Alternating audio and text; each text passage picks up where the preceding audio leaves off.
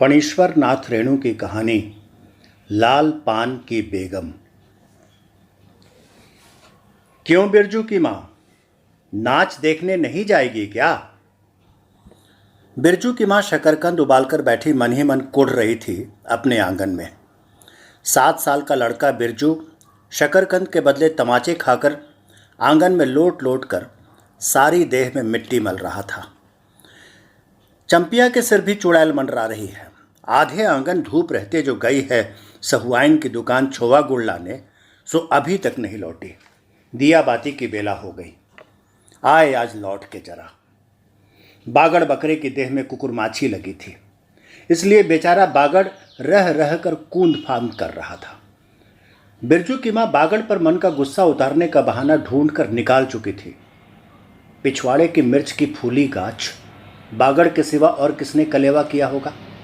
बागड़ को मारने के लिए वो मिट्टी का छोटा ढेला उठा चुकी थी कि पड़ोसिन मखनी फुआ की पुकार सुनाई पड़ी। क्यों बिरजू की मां नाच देखने नहीं जाएगी क्या? बिरजू की मां के आगे नाथ और पीछे पगैया ना हो तब न फुआ। गरम गुस्से में बुझी नुकीली बात फुआ की देह में धंस गई और बिरजू की मां ने हाथ के ढेले को पास ही फेंक दिया। बेचारे बागड़ को कुकुरमाछी परेशान कर रही है। आहा आय आय हर्र आय आय। बिरजू ने लेटे ही लेटे बागड़ को एक डंडा लगा दिया। बिरजू की मां की इच्छा हुई कि जाकर उसी डंडे से बिरजू का भूत भगा दे, किंतु नीम के पास खड़ी पनभरियों की खिलखिलाहट सुनकर रुक गई। बोली, ठहर, तेरे बप्पा ने बड़ा हथछुट्टा बना दिया है तुझे, बड़ा हाथ चलता है लोगों पर, ठहर। मखनी फुआ नीम के पास झुकी कमर से घड़ा उतारकर पानी भरकर लौटती पनभरनियों में बिरजू की मां की बहकी हुई बात का इंसाफ करा रही थी। जरा देखो तो इस बिरजू की मां को, 4 मन पाट का पैसा क्या हुआ है, धरती पर पांव ही नहीं पड़ते। निसाफ करो। खुद अपने मुंह से 8 दिन पहले से ही गांव की अली गली में बोलती फिरी है। हाँ, इस बार बिरजू के बप्पा ने कहा है बैलगाड़ी पर बिठाकर बलरामपुर का नाच दिखा लाऊंगा। बैल अब अपने घर है तो 1000 गाड़ी मंगनी मिल जाएंगी। सो मैंने अभी टोक दिया। नाच देखने वाली सब तो औन पौन कर तैयार हो रही हैं, रसोई पानी कर रहे हैं। मेरे मुंह में आग लगे, क्यों मैं टोकने गई? सुनती हो क्या जवाब दिया बिरजू की मां ने? मखनी फुआ ने अपने पोपले मुंह के होठों को एक ओर मोड़कर ऐंठती हुई बोली निकाली। अरे हाँ, बिरजू की मैया के आगे नाथ और पीछे पगहिया ना हो तब ना। जंगी की पुतोहू बिरजू की मां से नहीं डरती। वो जरा गला खोल करके ही कहती है, फुआ, सरबे सितल मिट्टी के हाकिम के बासा पर फूल छाप किनारी वाली साड़ी पहन के यदि तू भी भटा की भेंटी चढ़ाती तो तुम्हारे नाम से भी 2-3 बीघा धनहर जमीन का पर्चा कट जाता। फिर तुम्हारे घर भी आज 10 मन सोनबंग पाठ होता, जोड़ा बैल खरीदता, फिर आगे नाथ और पीछे सैकड़ों पगहिया झूलती। जंगी की पुतोहू मुंहजोर है, रेलवे स्टेशन के पास की लड़की है, 3 ही महीने हुए गौने की नई बहू होकर आई है और सारे कुरमा टोली के सभी झगड़ालू सासों से एकाध मोर्चा ले चुकी है। उसका ससुर जंगी दागी चोर है, सी किलासी। उसका खसम रंगी कुरमा टोली का नामी लठैत। इसीलिए हमेशा सींग खुजाती फिरती है जंगी की पुतोहू। बिरजू की मां के आंगन में जंगी की पुतोहू की गला खोल बोली गुलेल की गोलियों की तरह दंदनाती हुई आई थी। बिरजू की मां ने एक तीखा जवाब खोज कर निकाला, लेकिन मन मसोस कर रह गई। गोबर की ढेरी में कौन ढेला फेंके। जीभ की झाल को गले में उतारकर बिरजू की मां ने अपनी बेटी चंपिया को आवाज दी। अरे चंपिया, आज लौटे तो तेरी मुड़ी मरोड़ कर चूल्हे में झोंकती हूं। दिन दिन बेचाल होती जाती है। गांव में तो अब थिएटर बैस्कोप का गीत गाने वाली पतुरिया पतोहू सब आने लगी हैं। कहीं बैठ के बाजे ना मुरलिया सीख रही होगी हर जाई। अरे चंपिया। जंगी की पुतोहू ने बिरजू की मां की बोली का स्वाद लेकर कमर पर घड़े को संभाला और मटक कर बोली, चल दीदिया चल, इस मोहल्ले में लाल पान की बेगम बस्ती है, नहीं जानती? दोपहर दिन और चौपहर रात बिजली की बत्ती भक भक कर जलती है। भक भक बिजली बत्ती की बात सुनकर न जाने क्यों सभी खिलखिलाकर हंस पड़ी। फुआ की टूटी हुई दंत पंक्तियों के बीच से एक मीठी गाली निकली, शैतान की नानी।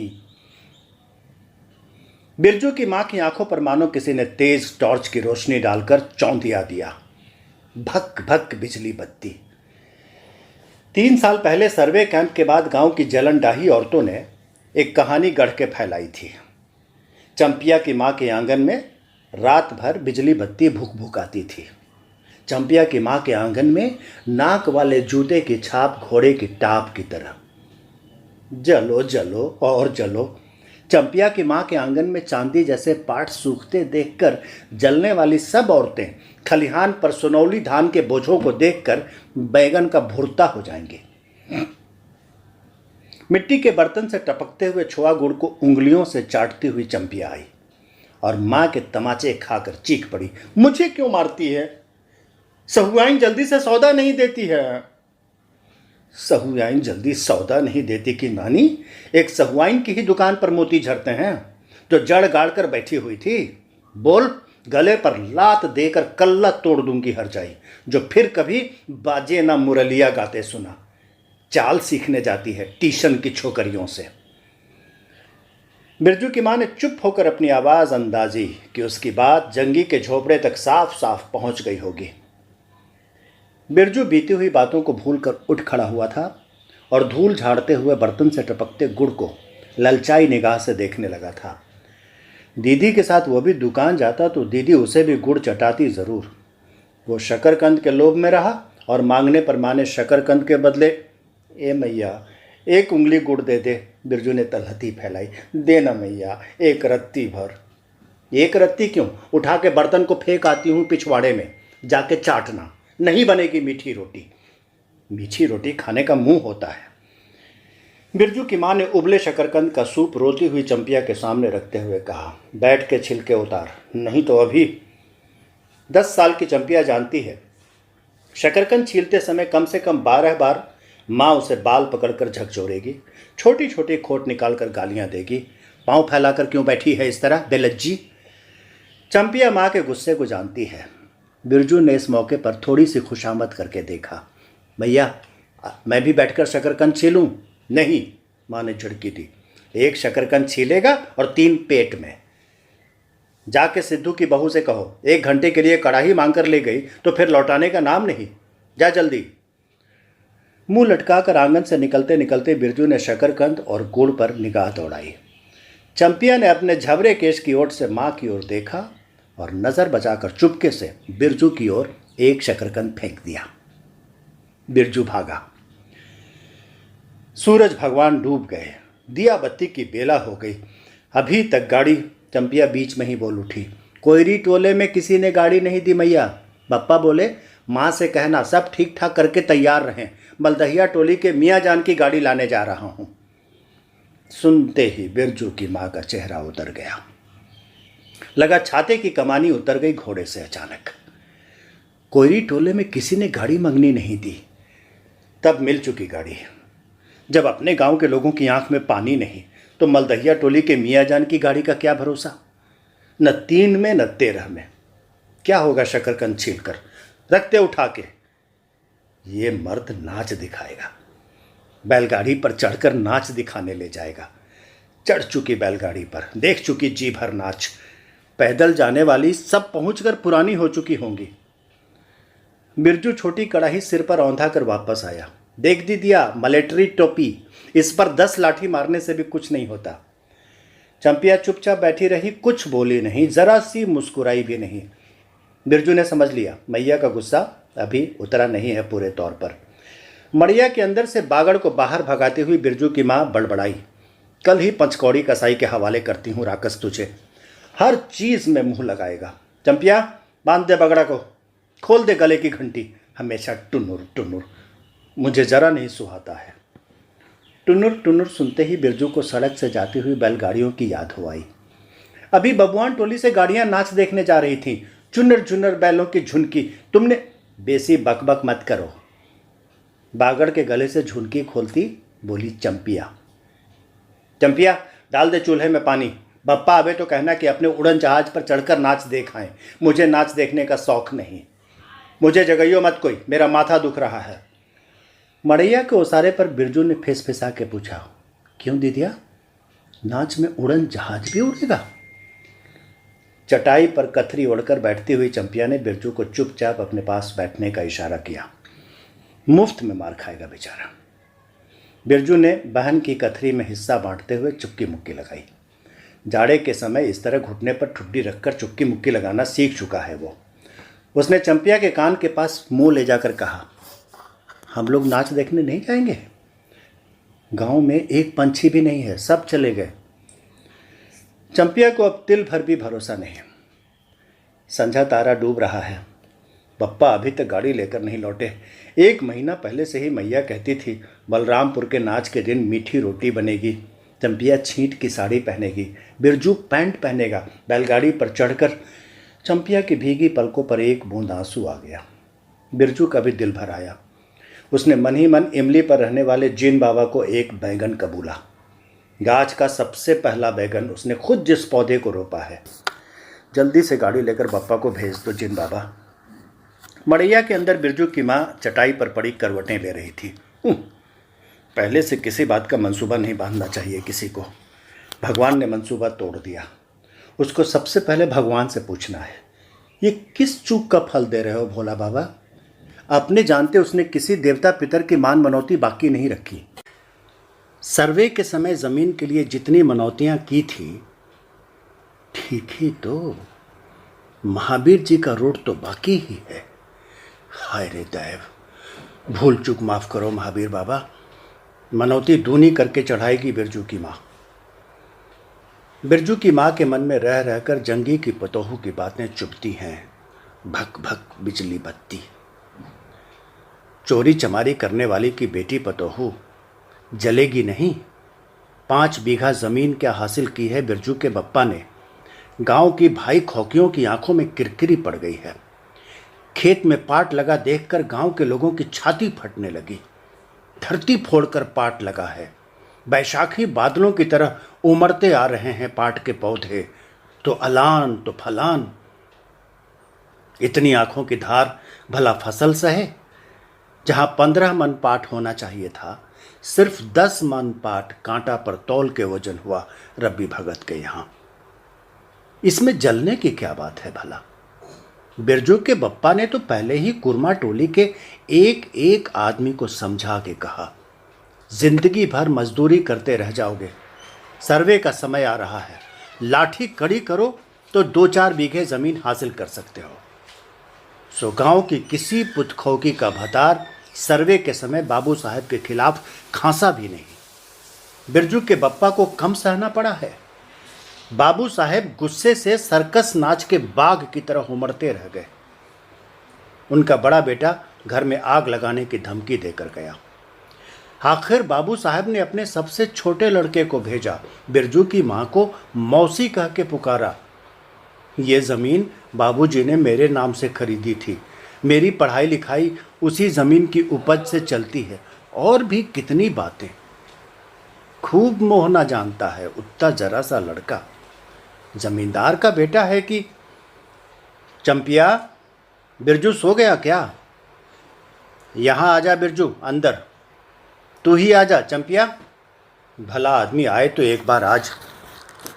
बिरजू के साथ चंपिया अंदर चली गई। ढिबरी बुझा दे। बप्पा बुलाएं तो जवाब मत देना। खपच्ची गिरा दे। भला आदमी रे भला आदमी, मुंह देखो जरा इस मर्द का। बिरजू की माँ दिन रात मंझा न देती रहती तो ले चुके थे ज़मीन। रोज आकर माथा पकड़ के बैठ जाएं। मुझे ज़मीन नहीं लेनी है बिरजू की माँ, मजूरी ही अच्छी है। जवाब देती थी बिरजू की माँ खूब सोच समझ के। छोड़ दो, जब तुम्हारा कलेजा ही थिर नहीं होता है तो क्या होगा। जोरू ज़मीन जोर के, नहीं तो किसी और के। बिरजू के बाप पर बहुत तेजी से गुस्सा चढ़ता है, चढ़ता ही जाता है। बिरजू की माँ का भाग ही खराब है जो ऐसा गोबर गणेश घर वाला उसे मिला। कौन सा शौक मौज दिया है उसके मर्द ने। कोल्हू के बैल की तरह खट कर सारी उम्र काट दी इसके यहाँ। कभी एक पैसे की जलेबी भी लाकर दी है उसके खसम ने। पाट का दाम भगत के यहाँ से लेकर बाहर ही बाहर बैलहट्टा चले गए। बिरजू की माँ को एक बार नमरी लोट देखने भी नहीं दिया आंख से। बैल खरीद लाए। उसी दिन से गांव में ढिंढोरा पीटने लगे। बिरजू की माँ इस बार बैलगाड़ी पर चढ़कर जाएगी नाच देखने। दूसरे की गाड़ी के भरोसे नाच दिखाएगा। अंत में उसे अपने आप पर क्रोध हो आया। वो खुद भी कुछ कम नहीं, उसकी जीभ में आग लगे। बैलगाड़ी पर चढ़कर नाच देखने की लालसा किस कुछ समय में उसके मुंह से निकली थी भगवान जाने। फिर आज सुबह से दोपहर तक किसी न किसी बहाने उसने 18 बार बैलगाड़ी पर नाच देखने की चर्चा छेड़ी है। लो खूब देखो नाच, बाहरे नाच, कथरी के नीचे दुशाले का सपना। कल भोरे पानी भरने के लिए जब जाएगी, पतली जीभ वाली पतुरिया सब हंसती आएंगी हंसती जाएंगी। सभी जलते हैं उससे। हाँ, भगवान दाढ़ीचार भी। 2 बच्चों की माँ होकर भी वो जस की तस है। उसका घर वाला उसकी बात में रहता है। वो बालों में गरी का तेल डालती है। उसकी अपनी ज़मीन है किसी के पास एक धूर ज़मीन भी अपनी इस गांव में? जलेंगे नहीं। 3 बीघे में धान लगा हुआ है, अगहनी। लोगों की बीख थीट से बचे तब तो। बाहर बैलों की घंटियां सुनाई पड़ी। तीनों सतर्क हो गए, उत्कर्ण होकर सुनते रहे। अपने ही बैलों की घंटी है। क्यों रे चंपिया? चंपिया और बिरजू ने प्राय एक ही साथ कहा, चुप। बिरजू की मां ने फिसफिसा कर कहा, शायद गाड़ी भी है, धड़धड़ाती है ना? दोनों ने फिर हुंकारी भरी। गाड़ी नहीं है। तू चुपके से टट्टी में छेद करके देख तो। चंपी भाग के आ, चुपके चुपके। चंपिया बिल्ली की तरह हौले हौले पांव से टट्टी के छेद से झांक आई। हाँ मैया, गाड़ी भी है। बिरजू हड़बड़ा कर उठ बैठा। उसकी माँ ने उसका हाथ पकड़कर सुला दिया। बोलो मत। चंपिया भी गुदड़ी के नीचे घुस गई। बाहर बैलगाड़ी खोलने की आवाज़ हुई। बिरजू के बाप ने बैलों को जोर से डांटा। हाँ, आ गए घर। घर आने के लिए छाती फटी जाती थी। बिरजू की माँ ताड़ गई। ज़रूर मलदहिया टोली में गांजे की चिलम चढ़ रही थी। आवाज़ तो बड़ी खनखनाती हुई निकल रही है। चंपिया, बाहर से ही पुकार कर कहा उसके बाप ने। बैलों को घास दे दे चंपिया। अंदर से कोई जवाब नहीं आया। चंपिया के बाप ने आंगन में आकर देखा तो न रोशनी, न चिराग, न चूल्हे में आग। बात क्या है? नाच देखने उतावली होकर पैदल ही चली गई क्या? बिरजू के गले में खसखसाहट शुरू हुई और उसने रोकने की पूरी कोशिश भी की, लेकिन जब खांसी शुरू हुई तो पूरे 5 मिनट तक वो खांसता रहा। बिरजू, बेटा बिरजमोहन, बिरजू के बाप ने पुचकार कर बुलाया। मैया गुस्से के मारे सो गई क्या?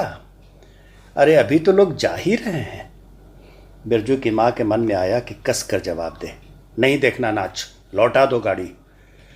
चंपिया, उठती क्यों नहीं? ले धान का 25 रख दे। धान की बालियों का छोटा झब्बा झोपड़े के ओसारे पर रखकर उसने कहा, दिया बालो। बिरजू की माँ उठकर ओसारे पर आई। 1:30 पहर रात को गाड़ी लाने की क्या ज़रूरत थी? नाच तो अब ख़त्म हो रहा होगा। ढिबरी की रोशनी में धान की बालियों का रंग देखते ही बिरजू की माँ के मन का सब मैल दूर हो गया। धानी रंग उसकी आंखों से उतरकर रोम रोम में घुल गया। नाच अभी शुरू भी नहीं हुआ होगा। अभी अभी बलरामपुर के बाबू की संपन्नी गाड़ी मोहनपुर होटल बंगला से हाकिम साहब को लाने गई है। इस साल आखिरी नाच है। 25 टट्टी में खोस दे, अपने खेत का है। अपने खेत का? हुलसती हुई बिरजू की माँ ने पूछा। पक गए धान? नहीं, 10 दिन में अघन चढ़ते चढ़ते लाल होकर झुक जाएंगी सारे खेत की बालियां। मलदहिया टोली पर जा रहा था, अपने खेत में धान देखकर आंखें जुड़ा गईं। सच कहता हूँ, 25 तोड़ते समय उंगलियां कांप रही थी मेरी। बिरजू ने धान की एक बाली से एक धान लेकर मुंह में डाल लिया और उसकी माँ ने एक हल्की डांट दी। कैसा लुक्कड़ है रे तू, इन दुश्मनों के मारे कोई नेम धर्म जो बचे। क्या हुआ, डांटती क्यों है? नवान्न के पहले ही नया धान जुटा दिया, देखते नहीं? अरे इन लोगों का सब कुछ माफ है, चिरई चुरमुन है ये लोग। दोनों के मुंह में नवान्न के पहले नया अन्न न पड़े। इसके बाद चंपिया ने भी धान की बाली से 2 धान लेकर दांतों तले दबाया। ओ मैया, इतना मीठा चावल और गमकता भी है ना दीदिया? बिरजू ने फिर मुंह में धान लिया। रोटी पोटी तैयार कर चुकी क्या? बिरजू के बाप ने मुस्कुरा कर पूछा। नहीं, मान भरे सुर में बोली बिरजू की माँ। जाने का ठीक ठिकाना नहीं और रोटी बनती है। वाह, खूब हो तुम लोग। जिसके पास बैल है उसे गाड़ी मंगनी नहीं मिलेगी भला? गाड़ी वालों को भी बैल की कभी कमी होगी। पूछूंगा तब कोयरी टोला वालों से। ले जल्दी से रोटी बना ले, देर नहीं होगी। अरे टोकरी भर रोटी तो तू पलक मारते बना लेती है, 5 रोटियां बनने में कितनी देर लगेगी? अब बिरजू की माँ के होंठों पर मुस्कुराहट खुलकर खिलने लगी। उसने नज़र बचाकर देखा, बिरजू का बप्पा उसकी ओर एकटक निहार रहा है। चंपिया और बिरजू न होते तो मन की बात हंसकर खोलते देर न लगती। चंपिया और बिरजू ने एक दूसरे को देखा, खुशी से उनके चेहरे जगमग उठे। मैया बेकार गुस्सा हो रही थी ना। चंपी, जरा घैलसार में खड़ी होकर मखनी फुआ को आवाज़ दे तो। ए फुआ, सुनती हो फुआ, मैया बुला रही है। फुआ ने कोई जवाब नहीं दिया, किंतु उसकी बड़बड़ाहट स्पष्ट सुनाई पड़ी। हाँ, अब फुआ को क्यों गुहारती है? सारे टोले में बस एक फुआ ही तो बिना नाथ पगहिया वाली है। अरे फुआ, बिरजू की माँ ने हंसकर जवाब दिया। उस समय बुरा मान गई थी क्या? नाथ पगहिया वाले को आकर देखो, दोपहर रात में गाड़ी लेकर आया है। आ जाओ फुआ, मैं मीठी रोटी पकाना नहीं जानती। फुआ कांखती खांसती आई। इसी से घड़ी पहर दिन रहते ही पूछ रही थी कि नाच देखने जाएगी क्या। कहती तो मैं पहले से ही अपनी अंगीठी यहाँ सुलगा जाती।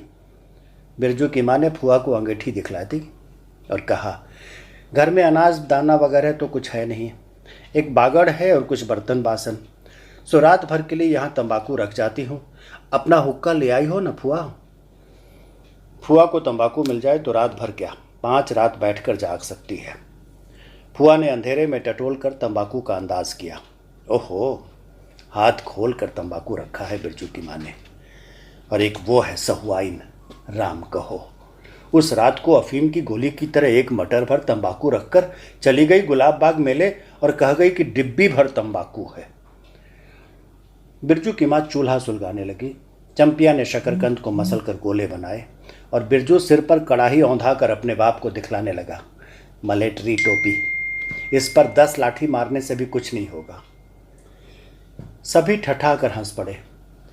बिरजू की माँ हंसकर बोली, ताखे पर 3-4 मोटे शकरकंद हैं, दे दो बिरजू को चंपिया, बेचारा शाम से ही। बेचारा मत कहो मैया, खूब सचारा है। अब चंपिया चहकने लगी। तुम क्या जानो कथरी के नीचे मुंह क्यों चल रहा था बाबू साहब का।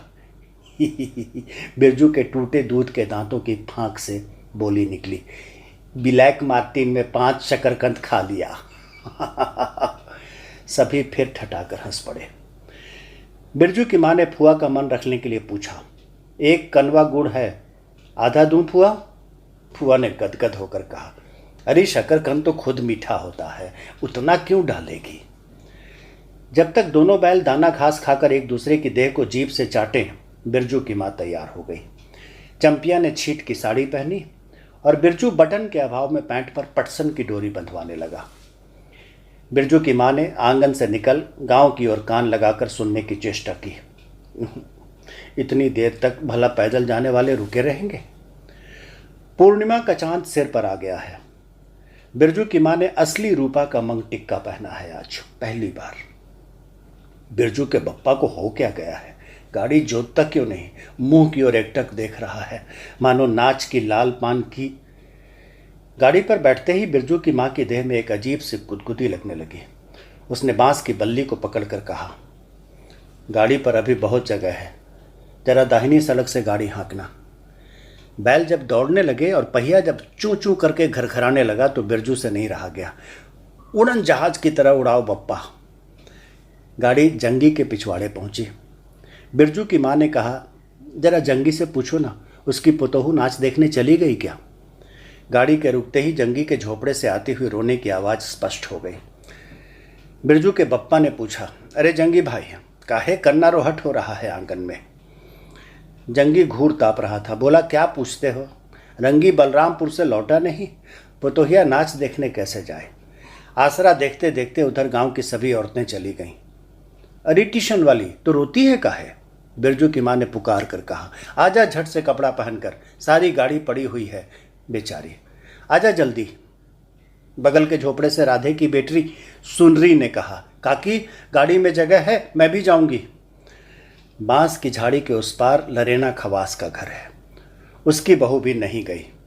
गिलट का झुनकी कड़ा पहनकर चमकती आ रही है। आजा, जो बाकी रह गई हैं सब आ जाएं जल्दी। जंगी की पुतोहू, लरेना की बीवी और राधे की बेटी सुनरी तीनों गाड़ी के पास आई। बैल ने पिछला पैर फेंका। बिरजू के बाप ने एक भद्दी गाली दी, साला लताड़ मारकर लंगड़ी बनाएगा पतोहुओं को। सभी ठठाकर हंस पड़े। बिरजू के बाप ने घूंघट में झुकी दोनों पतोहुओं को देखा। उसे अपने खेत की झुकी हुई बालियों की याद आ गई। जंगी की पतोहू का गौना 3 ही मास पहले हुआ है। गौने की रंगीन साड़ी से कड़वे तेल और लठवा सिंदूर की गंध आ रही है। बिरजू की माँ को अपने गौने की याद आई। उसने कपड़े की गठरी से 3 मीठी रोटियां निकाल कर कहा, खा ले एक एक करके, सिमराहा के सरकारी कूप में पानी पी लेना।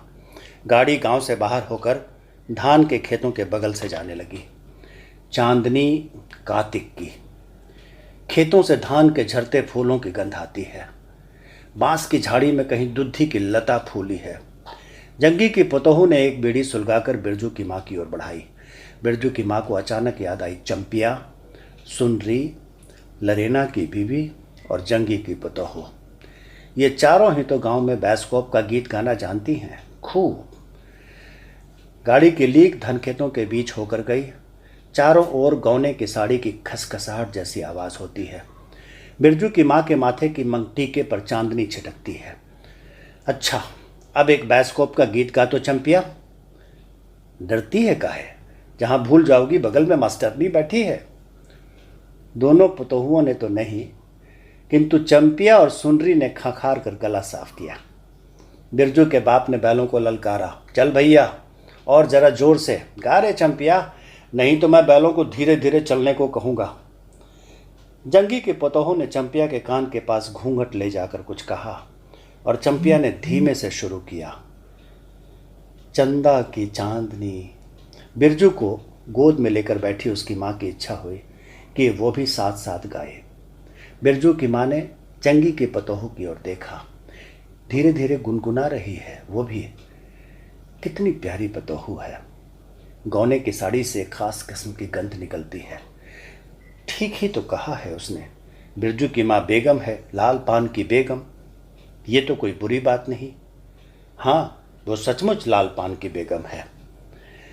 बिरजू की माँ ने अपनी नाक पर दोनों आंखों को केंद्रित करने की चेष्टा करके अपने रूप की झांकी ली। लाल साड़ी की झिलमिल किनारी, मंग टिक्का पर चांद।